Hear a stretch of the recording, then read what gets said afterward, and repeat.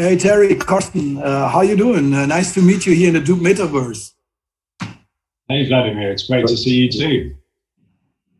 So I hope you'll be enjoying the island here and hang out a little bit. But I would like to show you another chat. So if you follow me, we could be teleporting over into another space. Okay, I'll follow you. Okay, perfect. Let's go.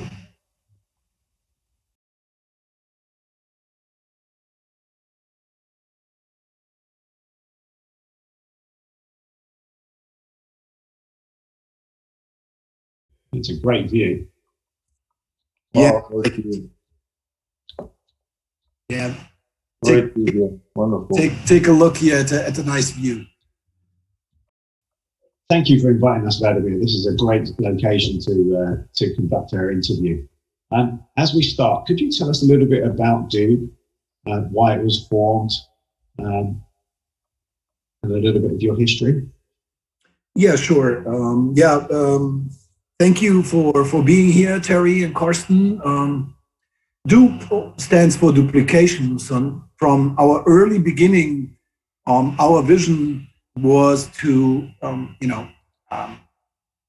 duplicate people and produce them as digital twins, as so-called avatars. And at the early beginning, technically, we was not capable of producing those avatars in a scale or in a way which is optimized to perform these avatars or offer these avatars to consumers. So what we did actually, and you met Sasha already, he and a part of the team developed a body scanner where we scanned human beings and then produced photogeometry data to print them out in 3D printing as small color statues. And we started with this in Düsseldorf.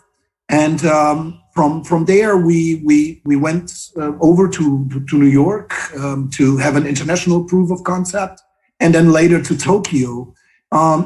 We did this on purpose. So normally, young innovative companies are doing sometimes these POCs, these proof of concepts in the local market, but we thought it is better to do it on an international stage. And that's why we started in Manhattan, actually, and then in Shibuya, in Tokyo. And from there, we had pretty soon 20 scanners, more than 20 scanners out there. We created a franchise where people was opening their doob stores and scanned people. And this is how we started.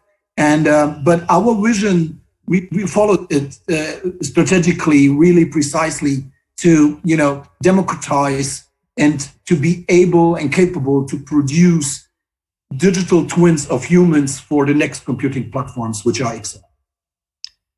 Yes, that's very, very interesting, and very powerful as well, given that you're able to take those full body scans. So I'm guessing that was kind of the foundation for the next evolution of the business. So you want to tell me about that kind of business evolution and the problems that you were then facing?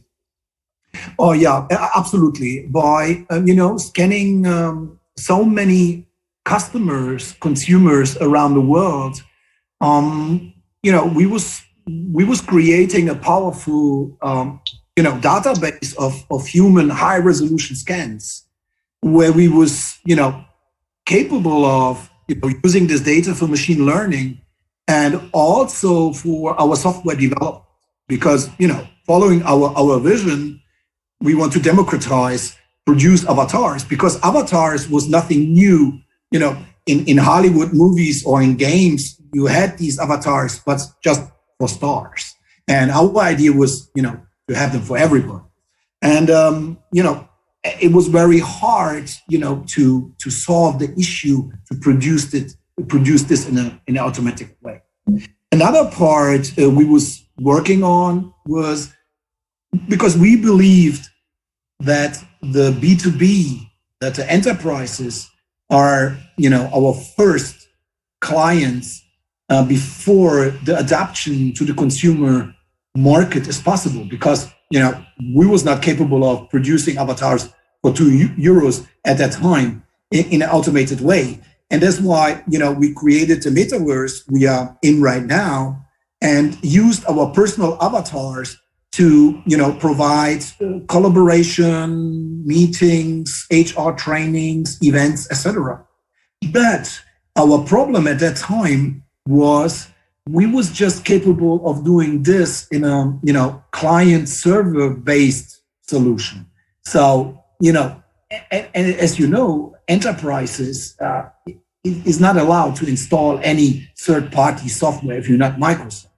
So we was kind of hitting, the wall over there to scale the business. That was a very big problem for scaling our application.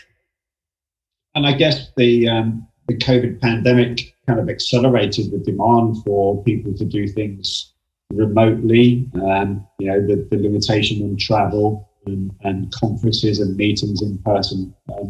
What kind of effect did that have on you guys? Absolutely, Terry. You're absolutely right. Though, the COVID pandemic was kind of, a fast track for us, because what we felt was people, using Zoom, using WebEx, using these regular video conferences platforms, they was kind of, fed up with that. And meeting colleagues, meeting clients in a virtual space as personalized avatars was giving them the chance to, feel, emotionally being together with the team, being together with the client. And this is a whole nother experience. And, using all the media you are using in the real world with your avatar, with your colleague, independent where they are in this world, located, gave us a really push. And, we are feeling this still right now. And we are really believing, Terry, that even after the pandemic is over, they won't be going back to a regular, business flights and everybody is going back to the offices. So we think the COVID pandemic helped us to establish a new culture of meeting by using our technology. Okay, that's great. But I guess you still had this challenge there of trying to introduce an architecture that wasn't so dependent on software being installed on the user's machine because of that kind of challenge in the enterprise, right? Oh, this was really a pain, Terry. Absolutely. And, we was talking in the development teams, and Sasha and the other colleagues we were starting the research, and we find NICE, Karsten and the colleagues from NICE, and we talked to them, explained them our issue, what was the problem, and that we hit a kind of barrier to scale it, especially to the enterprises due to security and other issues. And Karsten and team really helped us and explained us what NICE DCV can do for us. And we installed the first virtual machine with a GPU in the cloud, and connected it to our Metaverse. And all the pain points we had at that moment were gone, and we was capable of scaling. Well, that's fantastic. And so this then enabled you to build a server-centric architecture? Oh, yeah, absolutely. It was really, really amazing, because you see, by now we are just sending out a link like you do for Zoom or you do for WebEx. The client or the customer just clicks on the link and his avatar appears in the dedicated room his meeting will happen. So it's really easy to use, and it's a procedure they are already used from Zoom and from WebEx, which means by just having a regular browser, like Chrome, Firefox, Edge, whatever, you just click on the link and you are in the Metaverse. Very easy to do, which then means we can really scale it to any device with NICE and NICE DCV. Yes, and I guess then that gets over the hurdle of how you deploy a solution like this in the enterprise, where there's all of those corporate restrictions on software deployment. Oh, exactly. Because now there is no need to install anything. So what we do actually is, we really just using the link, and with this link, we are capable of, reaching everybody.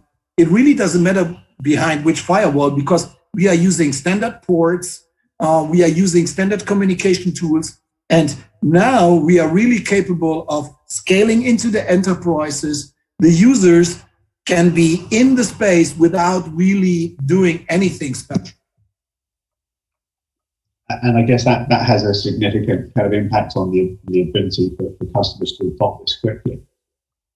Absolutely, because as I said, we was kind of, hitting a barrier to scale our application, our business, because, client server is a kind of old school approach, and, it really comes with constraints and with security, possible security issues, etc.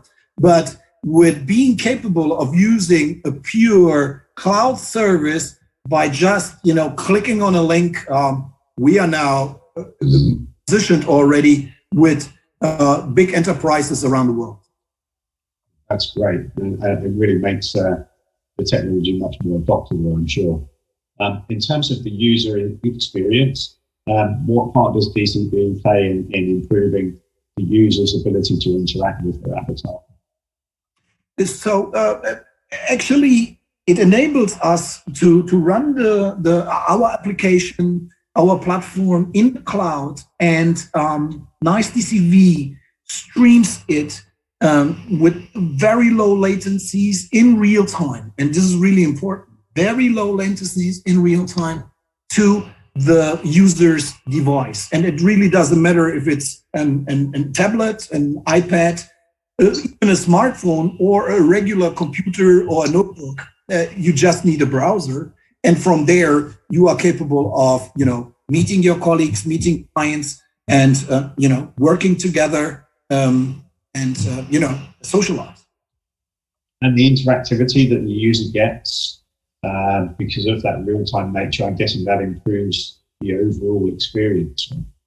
Yeah, sure. Because you are, as a user, you are capable of, controlling your avatar in real time, which means, like in a game, you are controlling your game character. At this time, you are controlling yourself, and you can go to different spaces. You can meet different people. You can have different type of meetings. So it really doesn't matter, because you are not locked like in a Zoom where you just got one meeting or go into a breakout session with a few other guys. You can be really visiting, if you are supposed to do, due to security reasons, different meeting rooms, and visit different events like in the real world. And all of this is provided by NICE DCV in real time with low latency. That's excellent, and it's really a powerful mechanism to allow people to do things that really are not possible either because of geography, because of travel restrictions, and a number of other reasons that would potentially prevent somebody from being at an event in person, but still giving them that kind of in-person experience.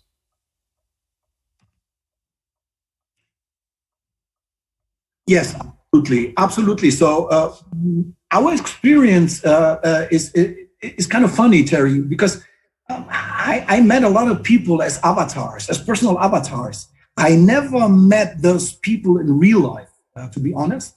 But having their original voice, having their personal avatar, how they look like, I really got the feeling I know them very well, Terry.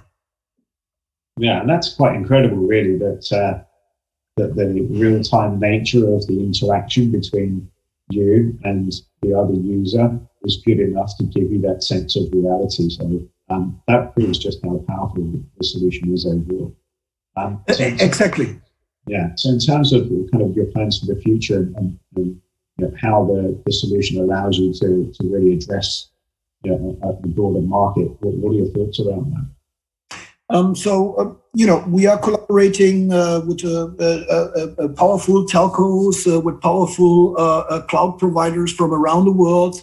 And, we are ready to scale it now. What we do is automate the booking of the virtual machines in the cloud, of booking the spaces. We developed avatars, which are called hybrids, where you are, capable of getting a personal avatar without being scanned by just providing, selfies, and then choose a body type you would like to wear in the metaverse. From there, really sky's the limit, because all these use cases are coming from client side. So if it's the pharma industry, if it's the chemical industry, they got their workshops, their meetings. And what we do, we really translate their requirements into the metaverse, provide the personal avatars, and give those clients the possibility, to use these spaces in an own way. So effectively, the space itself is customizable. So you can create a personal metaverse for your clients, and then have their guests or users join in as their own personal avatar and interact in real time like they were in a face-to-face meeting. Exactly. So the business model behind it is the subscription model, which means you can have standard spaces like the space we are in right now. This is a standard space, or you can have individual spaces. It really depends on your requirements, what you be like doing in the space, and you subscribe.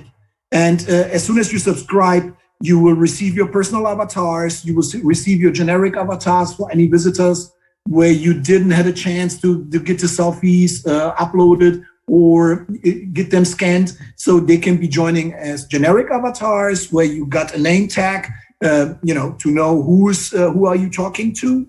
Is female or male avatars, or you can even have, robots or different other avatars if you don't like to be displayed as a human. And then you book your media. It depends what you like to use, whiteboards, you like to use collaboration boards, or, regular PowerPoints. It really depends if you are, doing some notes in the session, if it's a collaboration workshop, for example. So you really, define your requirements. We set up the space, enable you to use it, and that's about it. Yes, I love the freedom of just being able to say, okay, put me and my team into this kind of environment so that we can then, carry out some particular project collaboration. That sounds like a very powerful thing, especially if my team is all over the world. Yeah, and one thing, now we, very happy that NICE and NICE DCV helped us to solve the issue with, hitting the barrier of scaling the business. Now with, streaming out of the cloud, we can scale this part. And, next step is, also to stream onto the headsets, onto the standalone headsets. So we can, serve different platforms, and and it's multi-platform, and even, maybe mixed reality where you have an AR hologram of an avatar, which is meeting avatars which are in the virtual world. So have this really mixed out. This could be, these are the next steps we would like to discuss with NICE and NICE DCV, how we can solve this together.